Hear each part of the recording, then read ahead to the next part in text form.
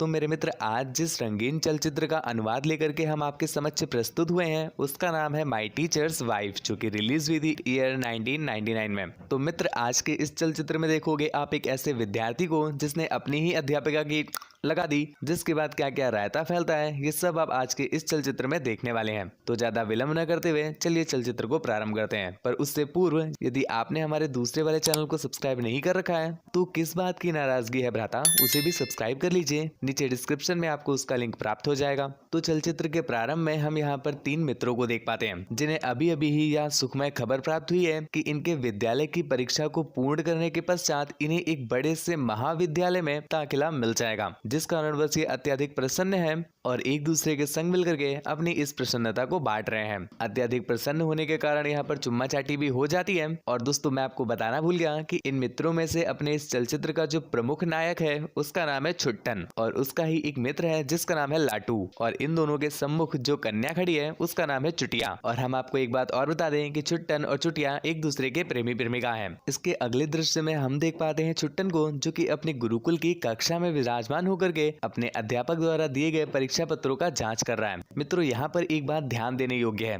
कि जो छुट्टन के गुरुजी हैं वह अत्यधिक क्रोधित स्वभाव के व्यक्ति हैं और वो उससे बिल्कुल भी अच्छे से वार्तालाप नहीं करते। और यहाँ पर हम देख पा रहे हैं कि गुरुजी ने यहाँ पर उसे बड़ी ही खराब ग्रेड दी है, जिस वजह से अपना छुट्टन भी थोड़ा सा हताश हो जाता है। खैर, कुछ समय बाद जब कक्षा समाप्त हुई तो सभी विद्यार्थी कक्षा से बाहर आ जाते हैं, परंतु यहाँ पर गुरुजी छुट्टन को पुनः बुलाते हैं कक्षा में। यहाँ पर वो दोनों अकेले थे तो गुरुजी उससे कहते हैं, का बेटा ऐसे पढ़ाई करोगे क्या?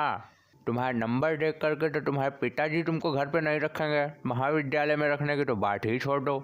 इतने गिनहे नंबर लेके आए हो, तुम्हारे पिताजी को बताएगा तुम्हारे पिछवाड़ा ट्राई करवा दे, ये जलती जलती मोमबत्ती अंदर घुसरवा दे तुम्हारे, बताओ। और उसे इस प्रकार से गरियाने के पश्चात उसके महाविद्यालय में जाने का जो पत्र था उससे छीन लेते हैं, जिसके बाद अंतरात्मा से दुखित अपना छुट्टन एक नहरिया किनारे जाकर के बैठ जावत है और यहीं पर विराजित होकर के वो मजनू भैया वाली कला बनावे लगत है। तभी उनकी नजर पड़ी एक कन्या पर, जो कि उसी नहरिया के दूसरे किनारे पर खड़ी रहे और वह कन्या पता नहीं किस प्रकार का माल फूक कर आई थी कि वो नहरिया किनारे पहुंचती है और जोर से चीख करके वहां से प्रस्थान कर जाती है। अब हमें अभी तक समझ नहीं आया कि नहर के किनारे चीखने आने की क्या आवश्यकता थी। खैर, उस कन्या को अपना छुट्टन भी देख लेता है। इसके बाद हम देखते हैं रात्रि का समय। यहाँ पर छुट्टन अपने सभी मित्रों के साथ एक कार्यक्रम में आया हुआ है। खैर, कार्यक्रम तो कुछ समय पश्चात समाप्त हो जाता है। इसके बाद छुट्टन चुटिया को लेकर के एक कूपचे में चले जाते हैं और यहाँ पर वो उसे चाटने पूछने का कार्य प्रारंभ करते हैं और उनका चाटन पूछन कार्यक्रम सीधा घुसड़न कार्यक्रम में परिवर्तित हो जाता है। अब चुटिया को घुसड़न कार्यक्रम बिल्कुल भी पसंद नहीं आता, जिस वजह से वो हो जाती है अत्यधिक क्रोधित और वहां से उससे बिना कुछ कहे प्रस्थान कर जाती है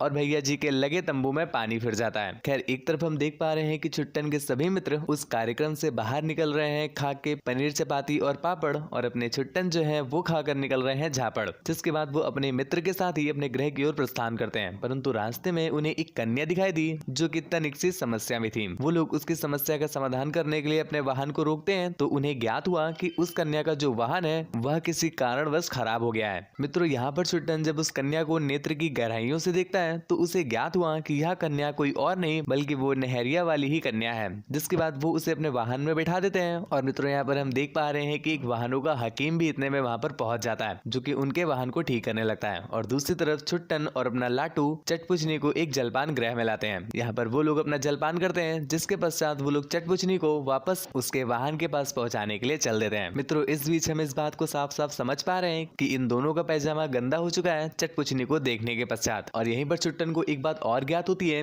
कि वह कन्या तो एक गणित की अध्यापिका है और मेरे भाई छुट्टन से तो आप भली भांति अवगत हैं। उसकी गणित तो इतनी कमजोर है कि जब वो कभी 2 मिनट भी गणित पढ़ता है ना तो उसकी गणित फट जाती है, जिस वजह से उसने यह निर्णय लिया कि वह इस सुंदर कन्या को अपनी गणित की अध्यापिका रखेगा, जिससे अध्यापिका जी उसे गणित की थ्योरी पढ़ा देंगी और बायो के प्रैक्टिकल तो वो खुद ही कर लेगा। जिसके पश्चात अपने वाहन से निकल करके उसने उस कन्या से यह अनुग्रह किया कि कृपा करके आप मेरी गृह अध्यापिका बन जाएं। वह कन्या भी उसके इस सुझाव को स्वीकार कर लेती है और यहाँ से छुट्टन पहुंचे हैं सीधा अपने गृह की तरफ। यहाँ पर उसके पिताश्री जूता लेकर के उसका इंतजार कर रहे थे, क्योंकि वह अपनी परीक्षा में विफल हो गया था, जिस कारण बस वो उसे जुतियाते। परंतु उससे पहले ही अपना छुट्टन उनसे यह कह देता है कि मेरी मात्र गणित कमजोर है, जिस कारण बस मैं एक गणित की अध्यापिका से बात करके आया हूँ और शीघ्र वह मेरे साथ अध्यापन कार्य भी प्रारंभ कर देंगी। अब मेरे भाई सरकारी नौकरी की इच्छा रखने वाले पिताश्री से आप पढ़ाई की बात कर दो तो वो प्रसन्न कैसे ना हो, जिस पर उसके पिताश्री हार्दिक रूप से प्रसन्न हो जाते हैं और यहाँ पर अपने छुट्टन भैया जूता पिटाई होने से बच जाते हैं। जिसके अगले ही दिन हम देख पा रहे हैं कि यहाँ पर चटपुचनी एज अ अध्यापिका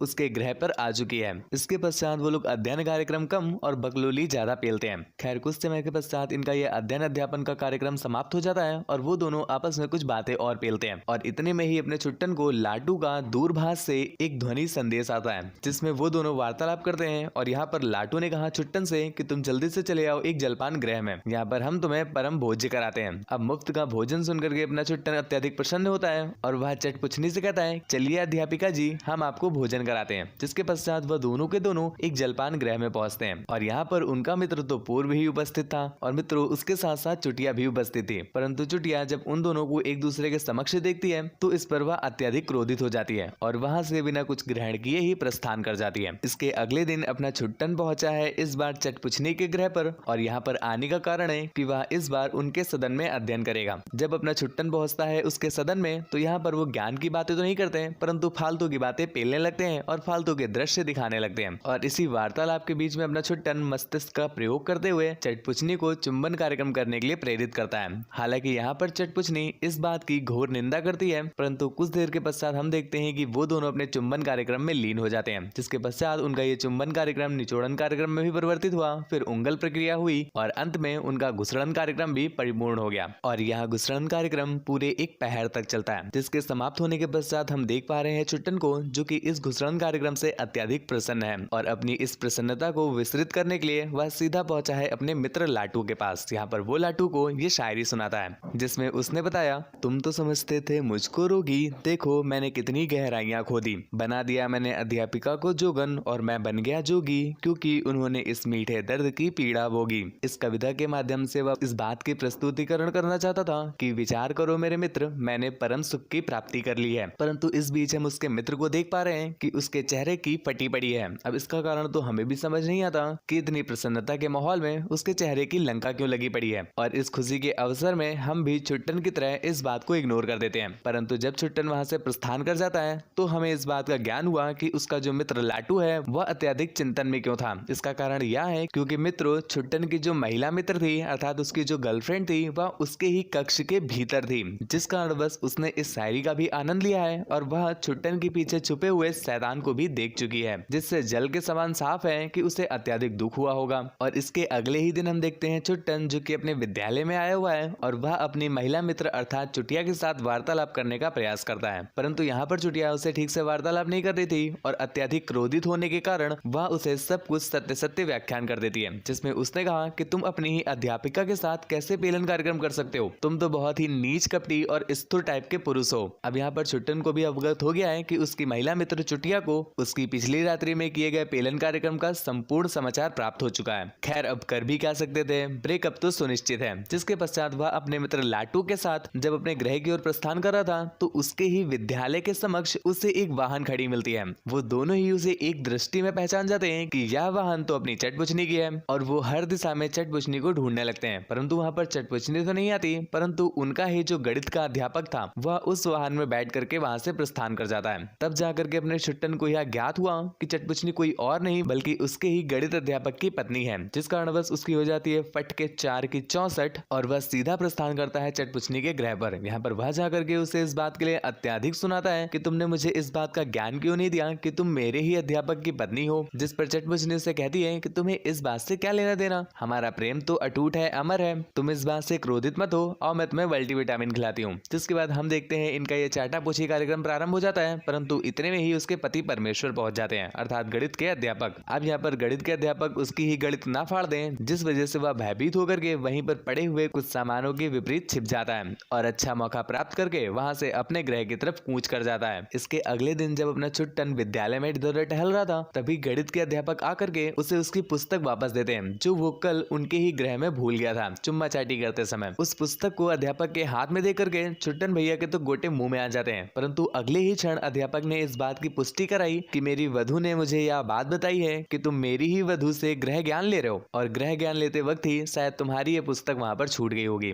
चलिए यहाँ पर किसी तरह से हालात संभल जाते हैं, परंतु अगले ही पल हम क्या देखते हैं कि शायद छुट्टन भैया ने कोई सस्ता वाला नशा कर लिया होगा क्योंकि ये पता नहीं क्यों पगला जाते हैं और विद्यालय समाप्त होने के पश्चात सीधा पहुंचते हैं गणित अध्यापक के पास और उन्हें सब कुछ सत्य सत्य बता देते हैं कि उन्होंने भी बहुत गहराइयों में उतर करके खेल खेला है और किसी और को नहीं बल्कि आपकी ही गणित अध्यापिका को पेला है। अध्यापक की ये सुन करके फायर हो जाती है, जिसके पश्चात वह सीधा प्रस्थान करते हैं अपने गृह की तरफ और यहाँ पर अपनी वधु को इस चीज को लेकर के अत्यधिक अपशब्द बोलने लगते हैं। इतने में ही पहुंच जाते हैं अपने छुट्टन, छुट्टन नहीं चूतिया छुट्टन। पहले उन्होंने ही मुकम्मल हालात के लोले लगा दिए और अब एक नायक की भांति यहाँ पर हालात संभालने आए। खैर इनसे इनकी खुद की चड्डी तो संभाली नहीं जाती, तो हालात संभालने की उम्मीद ना तो हमने रखी थी और ना ही आपने रखी होगी, और ठीक ऐसा होता भी है। अपने गणित के अध्यापक जो हैं वो इन्हें मुंह में दे देते हैं और ये मुंह में लेकर के सीधा बेहोश हो जाते हैं। और जब ये मूर्छित होकर के पुनः होश में आते हैं तब अपनी चटपुचनी इन्हें वही महाविद्यालय का पत्र देती है जो कि शायद उसने अपनी गहराइयों की मेहनत करके अपने पति परमेश्वर से निकाला होगा। यहाँ पर अपना छुट्टन चटपुचनी के इस प्रेम को देख करके अत्यधिक प्रसन्न होता है और सीधा कूच करता है उसी महाविद्यालय में चल रहे इंटरव्यू पर। खैर पत्र का इंतजाम तो इन्होंने गड्ढा गड्ढी करके किसी प्रकार से निकलवा लिया, परंतु अंदर से ये आप तूतिया हैं तो कोई क्या ही कर सकता है। इसीलिए ये इंटरव्यू में बहुत बुरी तरह से बेइज्जत करके लतियाए जाते हैं और यहाँ से सीधा पहुंचे हैं अपने गृह पर।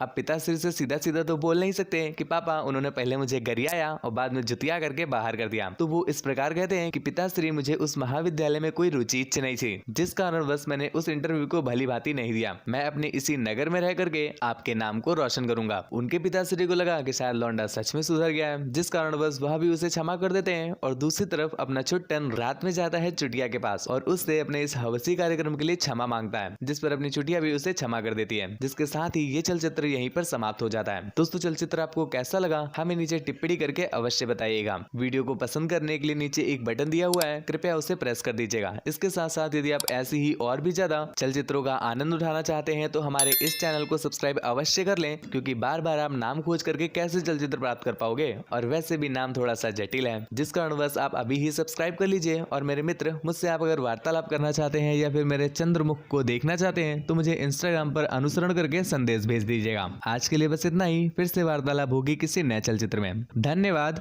खत्म।